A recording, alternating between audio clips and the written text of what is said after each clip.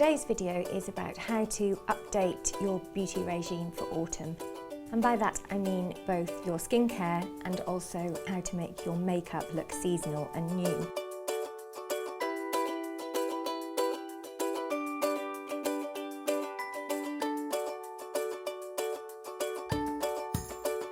When things get colder and the central heating goes on, skin invariably becomes drier. So it's a question of pumping moisture and hydration back into the skin. I first of all suggest that you ramp up your cleanser from a face wash or a lotion to a cream. A thick sort of buttery cream is often very comforting at this time of year. Clarins Extra Comfort Cleansing Cream is a real favourite of mine.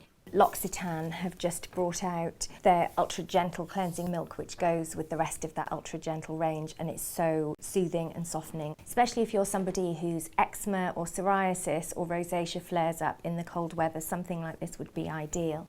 The same applies to moisturisers, so you probably want to opt for something a bit richer. Neal's Yard have just brought out this new product, which is the Wild Rose Beauty Balm, and it's just so rich. It's like a lip balm. It's really, really, really solid. It melts on contact with the skin. You can also opt for kind of intensive treatments at this time of year. Eve Lom has just brought out these smoothing treatment capsules. They come in a huge jar, and you just have millions of these very sort of hygienic capsules, and they just contain a really soothing, moisturising serum. You squeeze out this very rich, moist jelly.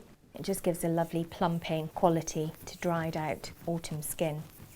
My favourite thing about autumn is the makeup. I kind of get quite fed up of summer shades towards the end. There are some new foundations out for this autumn. They have more moisture in them, making them perfect for this time of year. Yves Saint Laurent has followed up their extremely successful Youth Liberator skincare line with a new foundation that contains Youth Liberator serum. So if you're a fan of that skincare, you will almost certainly love this. YSL are very good at foundations, and it's got a lovely, moist, serum-like texture. Clarins, who I've never particularly thought of as experts in foundation, have brought out this brilliant one, and it's called Extra Comfort. This foundation provides much more moisture than a normal foundation would. Smells amazing, smells like cucumber, and it has much more moisture in it. See how it's quite buttery, and it's a really good coverage. Bobbi Brown has brought out a new foundation for dry skin. This is the Luminous Moisturising Treatment Foundation. She used to do a moisturising foundation that was nowhere near as good as this. This is a big improvement, I feel. So it spreads really nicely, and it feels amazing. I wore this all day yesterday and loved it. It has a real glow about it, and it doesn't feel heavy or caked. Fantastic product. But once your base is down, then the most fun part of autumn makeup happens, and that is this amazing colour palette that's happened this year, which is all kind of sludgy greens, khakis and golds. And this one is my favourite one of the season. This is Chanel's Mystère palette, which pretty much sums it up for me. These colours are absolutely on trend, but you needn't spend a fortune because Topshop have done a similar thing for an absolute fraction of the price. So to show you how easy these colours are to wear, I'm just going to take this Chanel palette. You want to begin with quite a pale base colour. It just gives you a nice even base, and also it doubles up as a highlighter on the brow bone. You're then taking a sort of domed, round-edged brush, and you can lay on a middle colour. And this, you just take to just beyond the socket line. Frankly, you could finish there and just proceed straight to eyeliner or mascara. But if you wanted to go for it a bit, you can take a crease brush, which is a much smaller brush and has a rounded edge. And you can take a darker colour. You want to load up your crease brush so it's full of colour, and then just stroke off the excess. Put your hand on your chin to stabilise and anchor it. Start somewhere around the middle and just trace along your socket, defining the line. You don't want to go right in it, because when you open your eyes, the colour will disappear. So you want to stay on it, if not slightly above it.